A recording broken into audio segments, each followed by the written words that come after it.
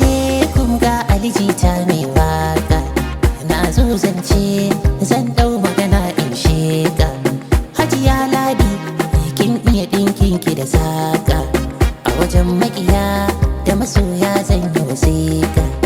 Kowa ya tsaya kan matsayinsa ya kulla alaka. Kaifi ɗaya ne ba zan canza baka tika. Zinariyar matan Gombe muna son barka. Allah mai girma Allah shine mai baki. A zancen kariya ba wani mai iya cutar ki. Hajiya Ladi ko a ina an san sunanki. Wannan girma sanadin ilimi ne ya baki. Kuma kin gado girman nan tun a iyayenki. Abu tarihi za a ji wane ne kakanki. Tauraruwa ta bukur mai haske tamkar lantarki. Allah gyara min yarda da ikon Allah. Zinariyar mata sai kin kai babu kasala. Zinariyar mata Allah ya baki kamala. Zinariyar matan Gombe al'amari daga Allah. Hajiya Ladi ga makiyanki suna ta salala. Kin fi su kamala baki lagala.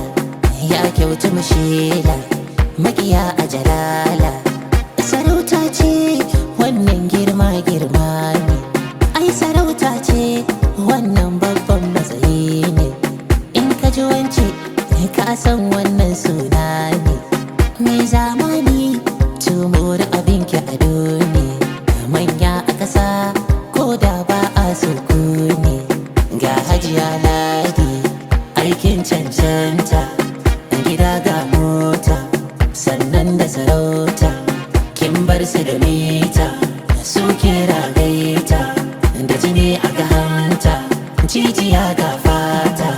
Ga kyau ga tsafta ni'ima da akwai ta. Baiwar an ganta to dole ki huta. Kyautar kiki ta baiwa Allah ya yi ta. Magana ki faɗe ta ba kya tsoro ki wahalata. Hujja da akwai ta ta kera dubu ku fahimta. Inda a tamfa da leshi sannan shadda da akwai ta.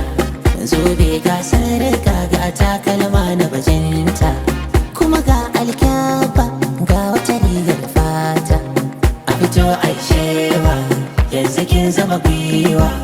Ya kin wuce kanwa kuma kin iya sanwa. Ke ba kyaruwa kin girma adawa.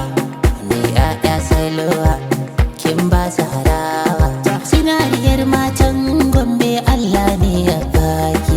Tauraruwa ta bukur ai makiya na yin shayinki. Hajiya Ladi Abdulhamid mun san matsayinki. Hajiya Ladi ai alkhairi ne a jininki. Hajiya Ladi hasada sun miki ta zama taki.